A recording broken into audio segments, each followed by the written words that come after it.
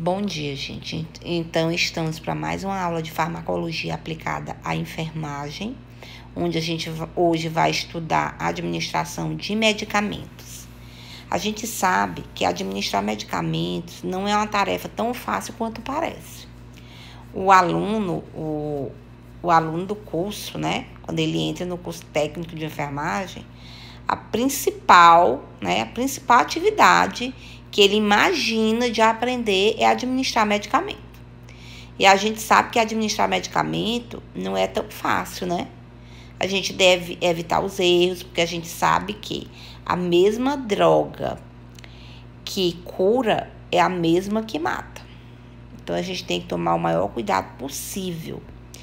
Uma das atribuições merecedoras de reflexão da prática de enfermagem é a administração de medicamentos, que envolve aspectos legais e éticos de impacto sobre a ética profissional. Então, uma falha, ela pode ter consequências irreparáveis. A administração de medicamentos é uma das mais sérias responsabilidades que pesa sobre o enfermeiro e toda a sua equipe, né? Então, que cuidados devemos ter ao administrar o medicamento? Então, todo medicamento, ele deve ser administrado ao paciente e deve ser prescrito pelo médico. Então, quando vocês estudaram ética, a gente sabe que está lá no nosso código de ética, né? Que nós temos que administrar medicamentos se tiver prescrito pelo médico. E o que acontece é que quando você começa a fazer enfermagem, vem o vizinho, vem um tio, vem um parente que acha que por você estar fazendo o curso, você deve fazer o medicamento, né? E, no entanto, a gente só pode administrar o medicamento se ele tiver prescrito pelo médico. Por quê? Porque a função de prescrever medicamento é uma atribuição do médico. Então, toda a prescrição de medicamento, ela deve conter a data, o nome do paciente, o registro, a enfermaria que ele está ocupando, o leito, o nome do medicamento, a dosagem, a via de administração, a frequência, quantas vezes por dia ele deve tomar o remédio e a assinatura do médico que prescreveu. Ao preparar a bandeja de medicamentos, fazê-lo atentamente e não conversar. Ter sempre à frente, enquanto prepara o medicamento, a prescrição médica. Então, é importante você estar com o prontuário do paciente, ler, reler quantas vezes for possível, até você certificar de que realmente é aquele paciente. Ler o rótulo do medicamento 3 vezes, comparando com a prescrição. Antes de tirar o recipiente do armário, antes de colocar o medicamento no recipiente para administrar e antes de repor o recipiente no armário. Então, você vai ler o rótulo do medicamento 3 vezes e comparar com a prescrição. Colocar a prescrição médica próxima ao recipiente de medicamento, sempre juntos na bandeja. Nunca administrar medicamento com rótulo ilegível, sem rótulo ou vencido. Não tocar com a mão em comprimidos, cápsulas, drágeas e pastilhas. Porque ali, no momento que você toca com a mão, né, você pode tirar alguma propriedade do medicamento. Identificar a seringa ou frasco via oral, o quarto, o leito, a via e o nome do medicamento. Então, você pode utilizar até aquele copinho, né, de tomar café, para levar o medicamento via oral. Identificar o paciente antes da administração de medicamento, solicitando o nome e certificando-se da exatidão do mesmo pelo prontuário. Certificar-se das condições de conservação do medicamento. Verificar a data de validade do medicamento. Anotar qualquer alteração após a administração, tipo vômitos, se ele teve diarreia, se ele teve erupções cutâneas, urticária, né? Então, nunca se esquecer. Quem prepara, administra. Não administrar medicamentos preparados por outras pessoas. Ah, mas você está muito apressada. E aí a sua amiga vai ficar no plantão. Ô, fulano, eu já preparei aqui, deixei tudo pronto. E aí você vai aplicar para mim. De jeito nenhum. Você não viu o que a cidadã colocou naquele frasco. Então, vai que ela errou na hora de preparar. E aí você vai, confiou nela e aí você erra também. Então, não se deve, né? Fazer medicamento que outra pessoa preparou. Em caso de dúvida, nunca administrar o medicamento até que a mesma seja esclarecida. Então, a gente deve ser humilde. Não está sabendo? Pergunta. Os antibióticos devem ser administrados no máximo 15 minutos antes ou depois do horário prescrito. Então, é importante. O antibiótico ele só vai ter efeito se ele for prescrito e se ele for utilizado no mesmo horário, né, que o médico indicou. Se ele colocou um antibiótico para tomar de 6 em 6 horas, é importante você dividir aquele horário de 6 em 6 horas. A gente utiliza o horário padrão do hospital. 6 da manhã, 12 do dia, 6 da tarde, 12 da noite. Cancelar o horário da medicação somente após administrá-la. Assinar legivelmente seu nome ao lado. Então, se você foi fazer um medicamento e o paciente não tomou, o que é que você faz? Você circula. Ali a gente tem o nome como se a gente estivesse checando o medicamento. Então, se ele não tomou, você circula. Se ele tomou, você passa um Czinho em cima, né? Um risco, um traço. E aí assina para conferir e dizer que foi checado. O paciente tomou aquele medicamento.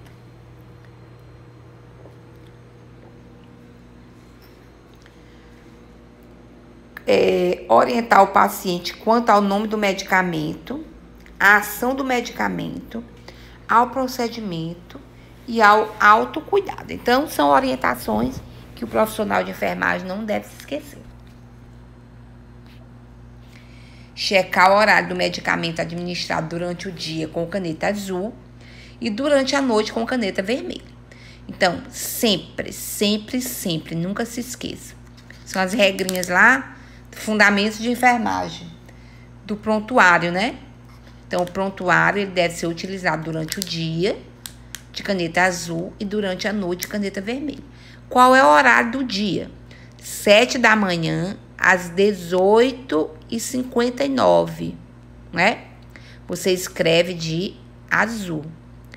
De 19 horas até 6h59 da manhã, de caneta vermelha.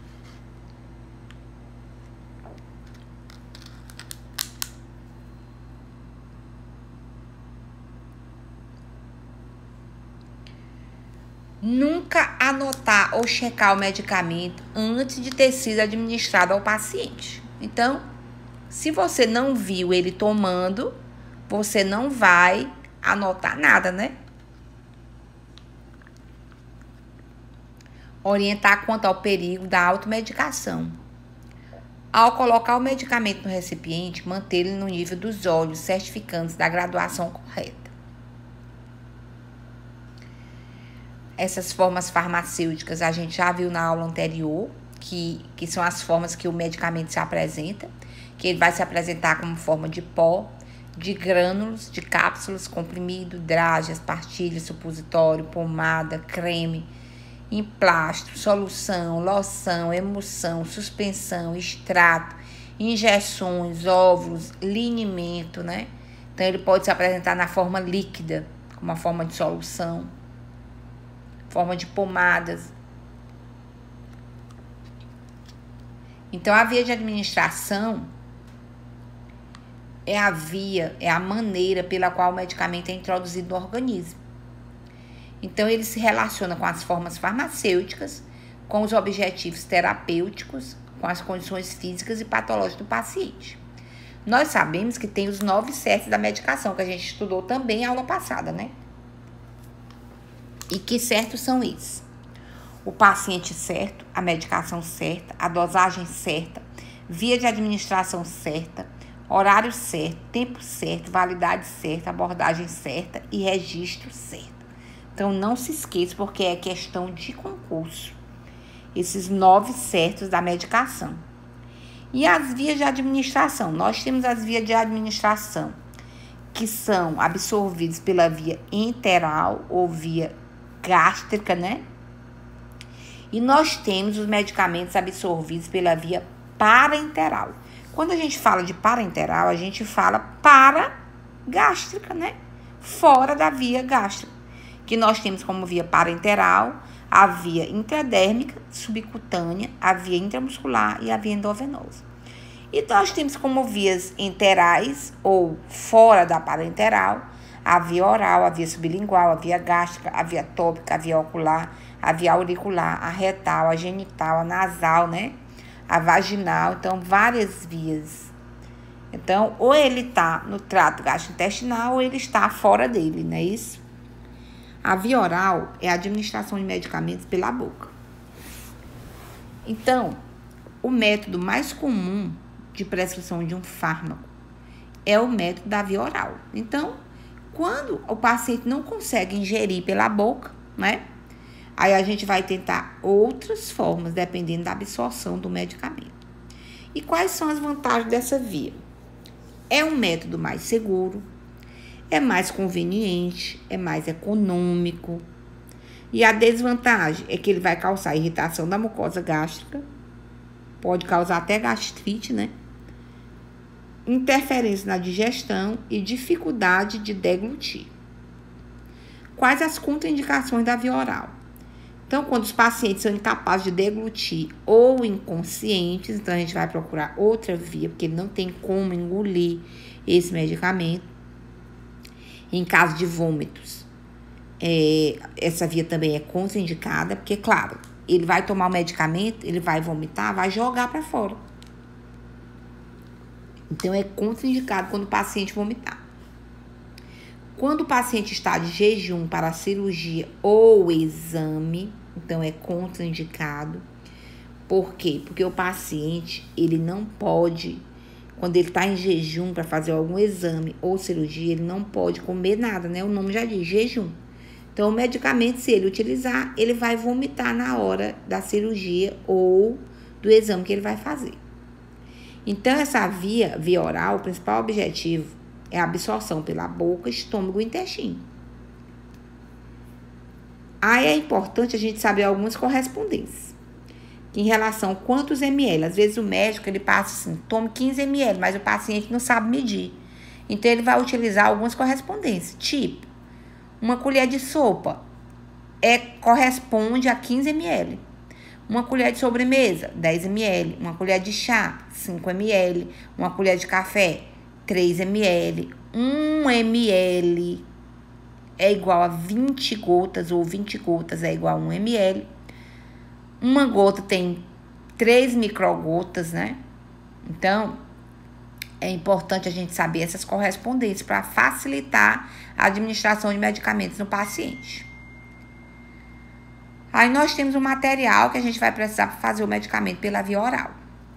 Nós temos que ter uma bandeja, um copo ou seringa descartável, prescrição médica, comprimido ou um frasco com medicamento. O procedimento nós devemos ter, primeiro, lavar as mãos. Lavar as mãos consiste em lavar as mãos antes e depois do procedimento. Colocar os medicamentos no recipiente, diluindo se for necessário. Identificar o recipiente com o nome do paciente, número do leito, medicamento e dose. Levar a bandeja para junto do paciente. Identificar o paciente, verificando o nome com a prescrição médica. Explicar ao paciente e ao acompanhante sobre o procedimento que vai ser realizado. Explicar o propósito de cada medicamento, caso o paciente pergunte. Colocar o medicamento na boca do paciente sem contaminar os comprimidos ou xarope. Oferecer água. Verificar se o paciente deglutiu o medicamento, nunca deixando sobre a mesa de cabeceira. É o que acontece com alguns profissionais. Ele chega, vê o paciente ali conversando, aí só faz dizer, tome aqui esse medicamento e vira as costas. Ali você não pode fazer isso. Você vai dar um medicamento, vai olhar, observar se ele tomou, supervisionar. Aí é que você sai e assina ou checa no prontuário dele. Aí recolher o material, checar o horário e fazer anotações. A via sublingual. Então, o objetivo da via sublingual é administrar o medicamento pela via sublingual. A via sublingual é uma via de fácil absorção, né? Então, os medicamentos são colocados debaixo da língua para serem absorvidos diretamente pelos pequenos vasos sanguíneos. A via sublingual é especialmente boa para a nitroglicerina, que é utilizada para o alívio da angina, que é aquela dor no peito, e porque a absorção é rápida e o medicamento ingressa diretamente na circulação geral. A maioria dos medicamentos não pode ser administrado por essa via, porque a absorção é, em geral, incompleta e errática. O procedimento utilizado na via sublingual. Primeiro, lavar as mãos, separar o medicamento conforme for prescrito, dar água para o paciente enxaguar a boca, colocar o medicamento sobre a língua e pedir para abster-se de engolir a saliva por alguns minutos, a fim de que a droga seja absorvida. Então, essa droga, ela deve ser absorvida via sublingual. Checar o horário e fazer anotações necessárias. Via gástrica. Então, a introdução do medicamento através de uma sonda nasogástrica, nasoenteral ou através de gastrostomia, né? Então, é utilizada para pacientes inconscientes ou impossibilidade de deglutir. Então, o paciente ele não consegue se alimentar pela boca. Então, temos que colocar uma sonda que é feito pela via oral. E esse tubo vai ser colocado na via oral e vai até o oral ou nasal e vai até o estômago. Então, os medicamentos sólidos são dissolvidos em água, introduzidos na via gástrica com seringa. Então, você vai dar um comprimido, se ele está sondado, aí você dissolve esse comprimido num pouquinho de água e aí vai injetar na sonda. As cápsulas são abertas, dissolvendo o pó medicamentoso nelas contido. A via tópica é a aplicação de medicamento na pele, sob a forma de pomadas, cremes ou adesivos. A sua ação pode ser local ou geral. E o procedimento utilizado na via tópica é o seguinte: nós devemos explicar o procedimento. Primeiro, lavar as mãos, né? Aí explicar o procedimento e realizar a higiene local, organizar o material, lavar as mãos, calçar as luvas, expor o local, colocar o medicamento na pele conforme a prescrição, observar qualquer anormalidade na pele, como erupções, prurido, que é a mesma coceira, edema, eritema e várias coisas que você possa observar, né, na hora de colocar. Deixar o paciente confortável, providenciar a limpeza e a ordem do material, retirar as luvas e lavar as mãos e anotar o cuidado prestado. Via ocular. Então, a via ocular, o principal objetivo é colocar o medicamento nos olhos. Então, é a aplicação de colírio ou pomada na conjuntiva ocular. O material que nós vamos precisar é de colírio ou pomada e uma gase. E conta-gotas, né? No caso do colírio, colocar se tiver, ou se for um frasco, gotas, né? Procedimento: lavar as mãos e levar os materiais ao leito do paciente. Explicar o procedimento ao paciente, posicionar o paciente com a cabeça um pouco inclinada para trás. Antes da aplicação, realizar a higiene ocular. Afastar com o polegar a pálpebra inferior com o auxílio do lenço ou gaze, expondo o saco conjuntival. Desprezar a primeira porção na pomada ou uma gota no colírio. Pedir ao paciente que olhe para cima e instilar o medicamento na porção média da pálpebra inferior. Ao aplicar a pomada, depositá-la ao longo de toda a extensão do saco conjuntival inferior. Solicitar ao paciente que feche as pálpebras e faça movimentos giratórios do globo ocular. Retirar o excesso de pomada com gaze, lavar as mãos e anotar o cuidado prestado. Então, se você observar em toda via de administração, todo procedimento, você tem que lavar primeiro as mãos antes e depois que você terminar o procedimento. Via auricular. Qual é o objetivo? Então, consiste em introduzir um medicamento no canal auditivo externo. O material utilizado é o medicamento, uma cuba-rim, gaze e um saco para resíduo. Procedimento utilizado. Então, nós vamos lavar as mãos, levar o material, explicar o procedimento, posicionar o cliente, lateralizar a cabeça, retirar através do conta-gotas a medicação, entreabrir a orelha e instilar a medicação no conduto auditivo sem contaminar. No adulto, puxar com delicadeza o pavilhão auditivo para cima e para trás, a fim de retificar o canal auditivo.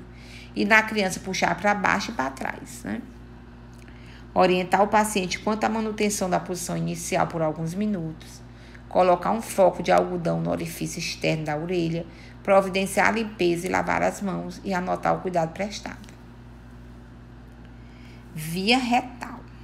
Então, pela via retal, a gente sabe que o objetivo é colocar o medicamento pela via retal. Ah, mas por que, professora, que ele vai utilizar essa via? Geralmente, pode-se utilizar os antitérmicos, pode utilizar aquela tipo de glicerina, né, supositório glicerinado para fazer a lavagem, ou para facilitar a defecação, né, a retirada de fezes do canal retal. Então, o material que é utilizado, a bandeja, um supositório, gás, luva de procedimento e um saco de lixo. Então, em relação ao procedimento, então, reunir o material, lavar as mãos, explicar o procedimento ao paciente, calçar luvas, colocar o paciente em posição de Sims, que é o paciente virado para a esquerda, né, com a perna fletida, de cima fletida e a de baixo estendida. Colocar o polegar indicador da mão não dominante, entreabrir as nádegas.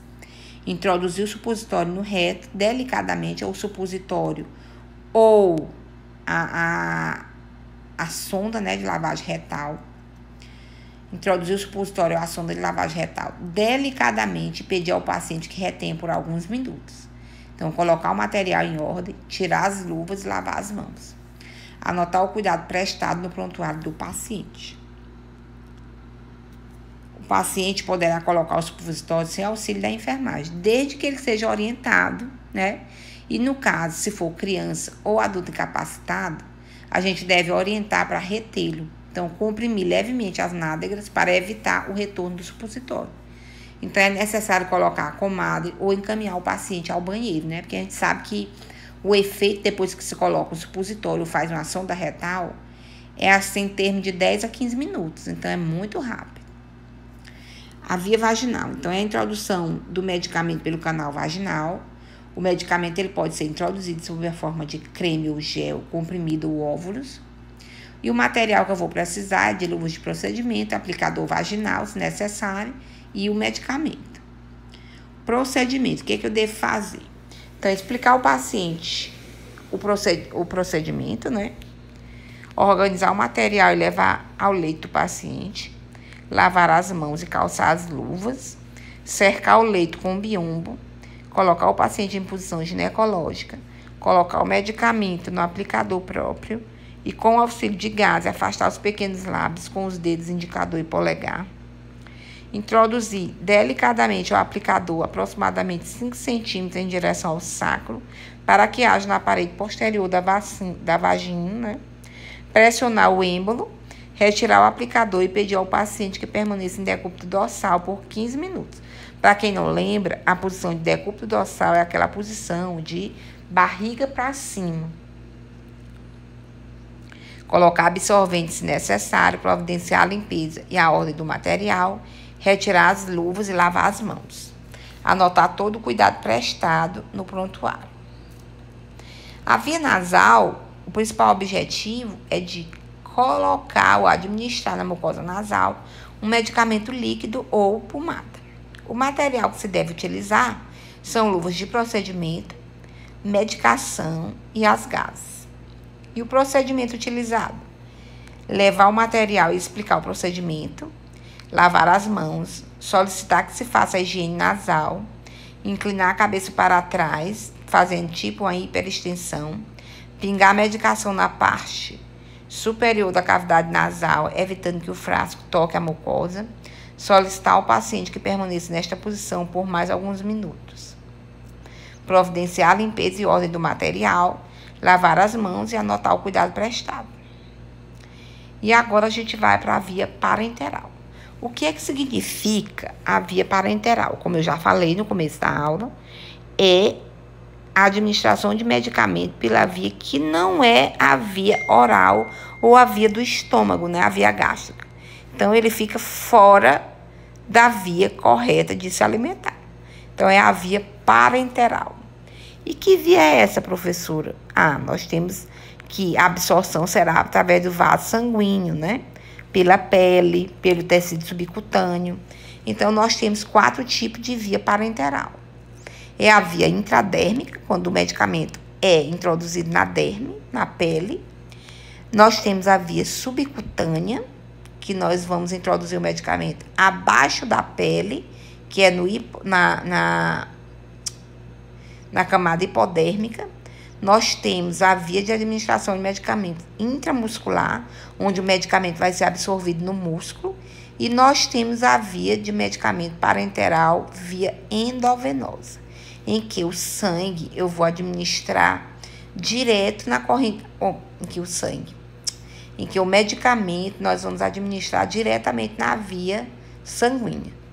Agora, essas vias, elas são de absorção bem rápida, bem mais rápida do que a absorção enteral. Só que, com cuidado, assim como ela é rápida para curar, ela é rápida também para causar alguma reação indesejável e que possa causar a morte do paciente. Então, você não pode se arrepender mais da via parenteral.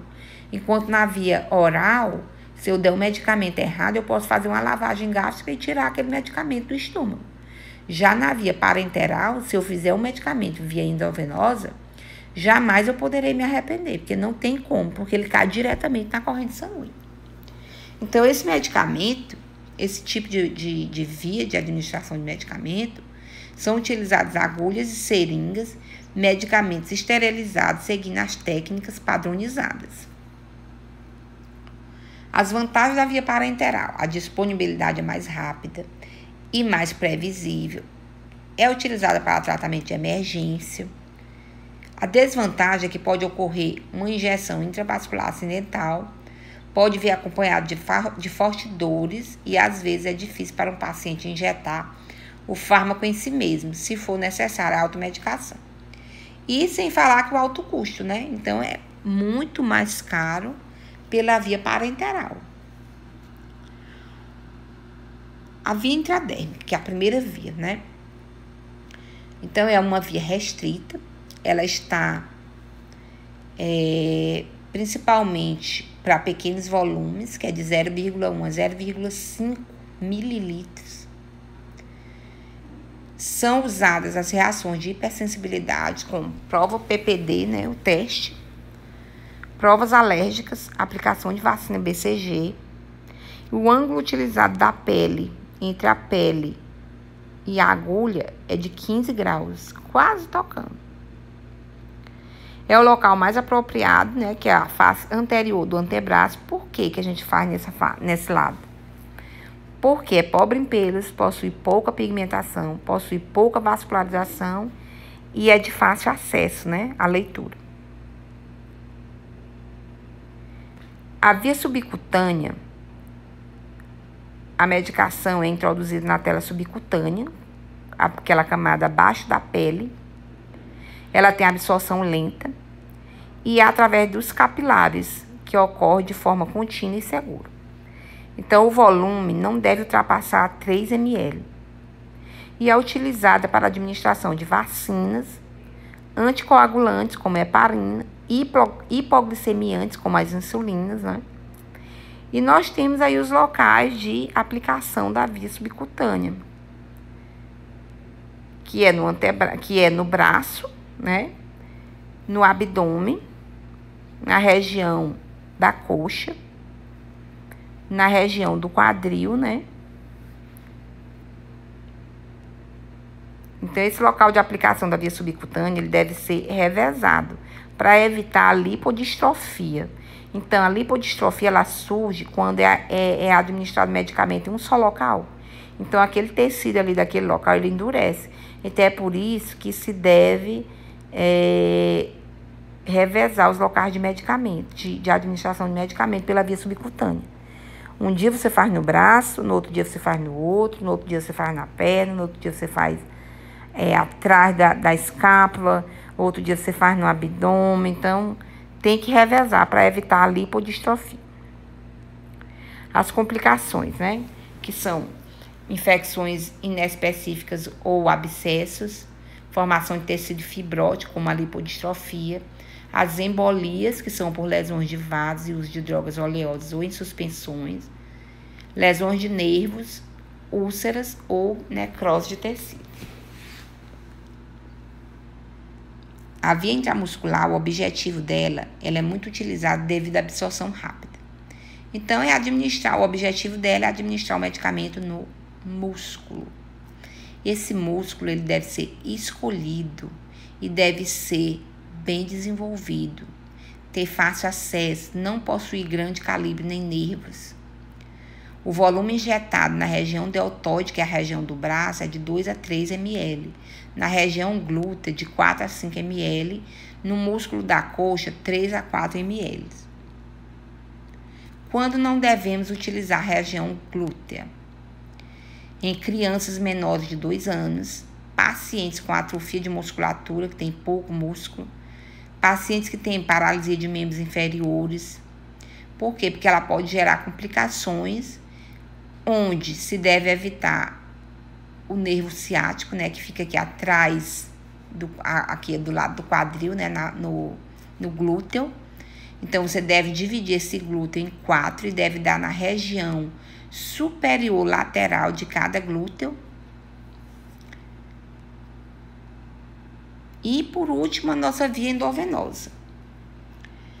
Lembrando que a agulha utilizada na via subcutânea é a agulha 13 por 4,5. A seringa, você pode utilizar, dependendo da quantidade de medicamento, de 3 a 5 ml. Já na via intramuscular, nós vamos utilizar as agulhas 25 por 7, 25 por 8, 30 por 7, 30 por 8, 25 por 6, 20 por 5,5, dependendo da quantidade, né? E a quantidade também eu posso utilizar de 3 a 5 ml da seringa. Já na via endovenosa, eu vou utilizar mais o scalp, o gelco, né? No lugar das agulhas. Eu posso utilizar a agulha? Eu posso, mas o scalp é melhor, até na hora de manusear. E o tipo de seringa utilizado depende também da quantidade de medicamentos que eu vou utilizar. Que geralmente é a seringa de 10 ml para frente. Então, a via endovenosa é uma via muito utilizada, com a introdução de medicamento direto na veia.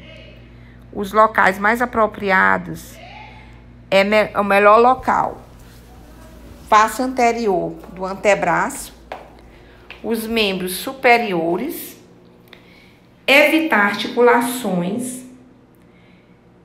As indicações têm necessidade imediata de ação, grandes volumes como a hidratação endovenosa e coleta de sangue para exames. Então, por hoje é só. Nós vamos responder a atividade. Vocês vão mandar para o meu e-mail, tá? Vocês têm até a quarta-feira da semana que vem. Muito obrigada e um excelente final de semana para vocês.